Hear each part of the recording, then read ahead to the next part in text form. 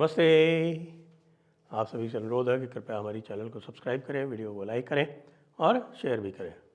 Trump बाबू ने तलवार उठा रखी है येलेंस्की के खिलाफ और जम के येलेंस्की की ऐसी तैसी कर रहे हैं, यूक्रेन की ऐसी तैसी कर रहे हैं और कह रहे हैं कि साहब कि हमने $350 बिलियन खर्च कर दिए और हमको कुछ नहीं मिला। हमको चाहिए रेयर अर्थ, हमें मिनरल्स चाहिए, रेयर अर्थ मिनरल्स चाहिए यूक्रेन से। यूक्रेन वाले जो हैं वो लगे हुए हैं यूरोप के साथ में और ये पता चल रहा है कि साहब कि कोई रेयर अर्थ मिनरल डील जो है वो पहले ही वो यूरोप से कर चुके हैं। क्यों? क्योंकि ट्रंप बाबू जो है जिस तरह से करते हैं, अंकल ट्रंप, ये उन्होंने बहुत पहले से इसकी ट्रम्पेट दुंदुभी बजा रखी थी। तो उसने ट्रंप से पहले ही पता चला कि उसने ब्रिटेन से कर ली। अब ये हंगामा क्या है भाई? ये क्या है? रेयर अर्थ डील क्या है? आखिरकार ये जो झगड़ा चल रहा है यूक्रेन का और रूस का, वो तो इसके ऊपर है कि साहब नेटो जो है वो जाना चाहता है और ईस्ट वर्ड्स, और उन्होंने कहा भाई ये एक्सेप्ट नहीं है, हमें यूक्रेन का हमारे साथ सबसे लंबा बॉर्डर है चाइना के बाद और हम ये परमिट नहीं कर सकते। झगड़े का क्रक्स तो यहाँ पे है। तो फिर ये हो क्या रहा है भाई? इसके लिए थोड़ा सा और पहले जाना पड़ेगा, ये देखना पड़ेगा कि भाई ये जो यूएसएसआर से रशिया बना और ये बाद में ये जो आप नेटो का नाटक हुआ वो सब क्या था। थोड़ा सा बड़े संक्षेप में जाता हूँ मैं आपको कि ये देखिए, पहले आप समझिए कि ये यूएसएसआर, अभी तो आप देख रहे हैं रशिया, अब ये रशिया जो है वो यहाँ फिनलैंड के बॉर्डर से ये देखिए ये पूरा ये यहाँ तक, ये साहब ये रशिया है। ये है एक साखालिन आइलैंड, ये भी रशिया में है। उसके बाद यहाँ जो आप देख रहे हैं वो जाके बिल्कुल अलास्का में मिल जाता है। तो कितना बड़ा है रशिया, आप समझ लीजिए कि 1/3 of the world is Russia. इसके पहले इसमें 14 रिपब्लिक और हुआ करते थे। कौन से? ये आपके लातविया, लिथुआनिया, एस्टोनिया और ये बेलारूस, ये है मोल्डोविया। तो ये एक हो गए, ये 4 और 5 और 1 6, 1 2 3 4 5 6 ये हो गए। 3 ये थे, ये है जॉर्जिया, ये है आर्मीनिया और ये है अज़रबैजान।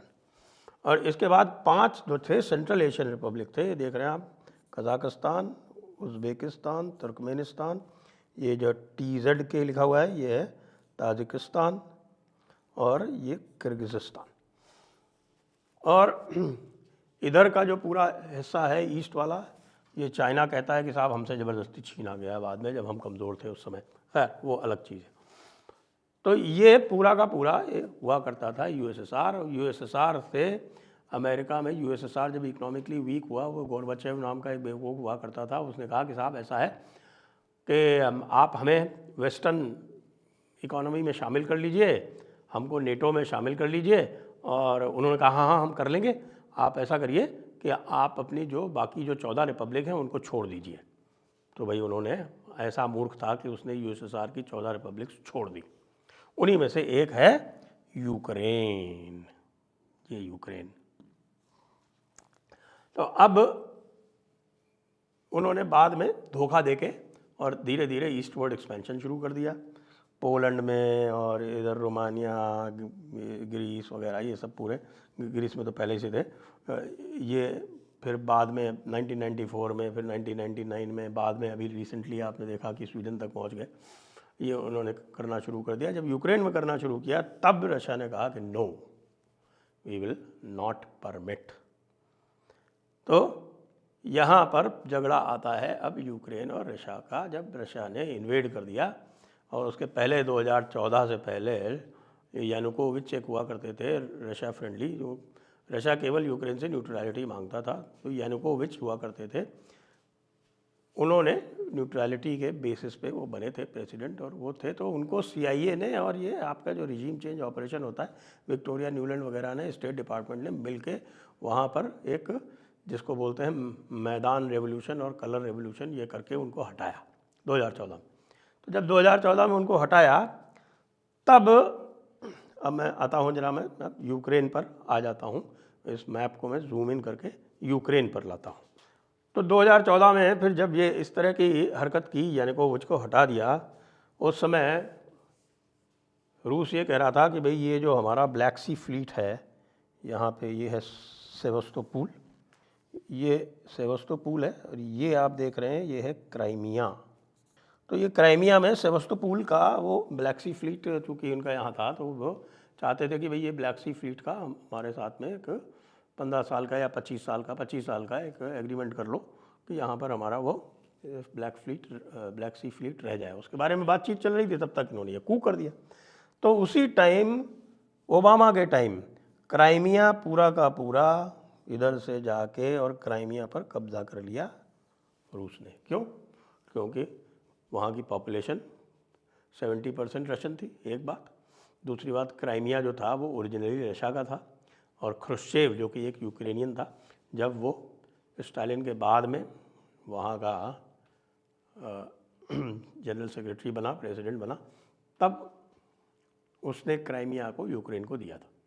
उन्होंने वापस ले लिया और फोर्स के थ्रू ले लिया, और ओबामा ने कुछ नहीं किया।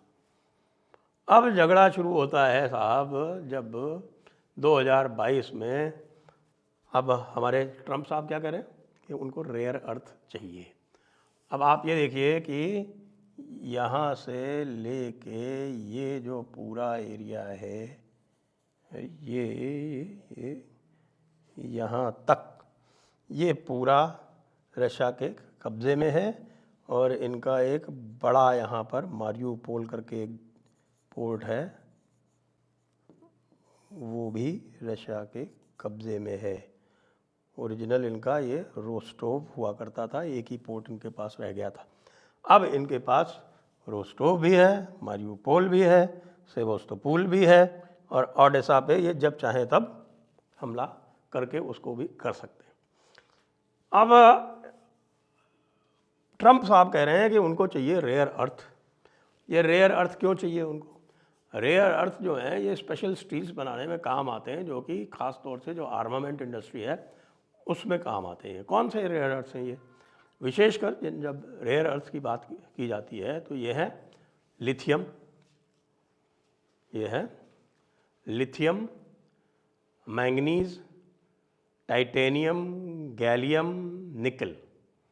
ये जो मेजर जो रेयर अर्थ हैं, इनके इंडस्ट्रियल एप्लीकेशंस, और ख़ास तौर से आजकल का जो चल रहा है, ये आप चाहे सेमीकंडक्टर्स की बात करें और चीज़ों की बात करें, उसमें सब में इनका बहुत स्पेशल यूज़ होता है। प्लस जैसे लिथियम बहुत ही आवश्यक है आपकी पूरी ईवी इंडस्ट्री के लिए, और मैंगनीज, निकल, गैलियम, ये सारी चीज़ें जो हैं ये स्पेशलाइज्ड स्टील बनाने में काम आती हैं। टाइटेनियम जो है एक लाइट वेट और बहुत ही टफ मेटल होता है, जिसकी वजह से जो लाइट वेट आर्मामेंट्स हैं, लाइट वेट टैंक्स इत्यादि हैं, वो सब इसके काम टाइटेनियम से बनते हैं। जैसे हमारा अभी ये जो जोरावर टैंक बन रहा है, या जो M777 जो गन्स हैं, ये सब टाइटेनियम से बनाए गए। तो ये इनको चाहिए, लेकिन समस्या ये है कि ये सारे के सारे जो क्षेत्र हैं, 1, 2, 3, ये तो सब रशिया के कब्जे में। केवल एक हिस्सा जो है वो यहाँ पर है जिसमें से वो कुछ कर सकते हैं। वो भी बता रहे हैं कि माइनेबल नहीं है, उसकी माइनिंग आसानी से इकोनॉमिक माइनिंग नहीं हो सकती। तो भाई ट्रम्प को किसने बेवकूफ़ बनाया हुआ है? ऐसा लग रहा है कि ट्रम्प को बिल्कुल यूरोपियंस ने और यूक्रेनियंस ने चने के झाड़ पे चढ़ा दिया है, और वो चने के झाड़ पे चढ़ के और मिनरल्स के लिए हल्ला कर रहा है, और वास्तव में मिनरल एग्जिस्ट ही नहीं करते हैं, और रशिया मज़े ले रहा है। रशिया कह रहा है कि भाई ये जो भी तुमको चाहिए हमसे डील कर लो। यूक्रेन से डील करके तुमको क्या मिलेगा? यूक्रेन के पास ये चीज़ें हैं ही नहीं। अब ये लफड़ा लेके भाई साहब ट्रम्प जो हैं, वो उनका नाम ही उन्होंने अपना चेंज कर लिया है। उनका नाम अब डोनाल्ड ट्रम्प नहीं होके टैरिफ ट्रम्प हो गया है, और वो टैरिफ करते रहते हैं। और टैरिफ के मामले में इतना इन्होंने गड़बड़ सड़बड़ कर दिया है कि भाई वो टैरिफ के चक्कर में पूरे यूएस की मार्केट डाउन हो गई, जो डॉलर इंडेक्स है वो डाउन हो गया। और अगर इसी तरह से ट्रम्प जो हैं वो बिना सोचे समझे काम करते रहे और टैरिफ खेलते रहे, तो पता नहीं कहाँ लेके जाएंगे। और रेयर अर्थ तो मिलने नहीं, और ऊपर से अब कह रहे हैं कि साहब हम रशिया पे टैरिफ लगाएंगे। क्यों? कि रशिया ने इसका फ़ायदा उठाया। और रशिया ने जम के इस समय हमले कर रखे हैं यूक्रेन पे। जब तक वो अपनी डील फाइनल करेंगे तब तक रशिया पूरी तरह से यूक्रेन पर कब्जा करके और अपनी तरफ से यूनिलैटरल युद्ध विराम सीज़फायर कर देगा और ट्रंप साहब टैरिफ और डील खेलते रहेंगे। जय हिंद, जय भारत, वंदे मातरम।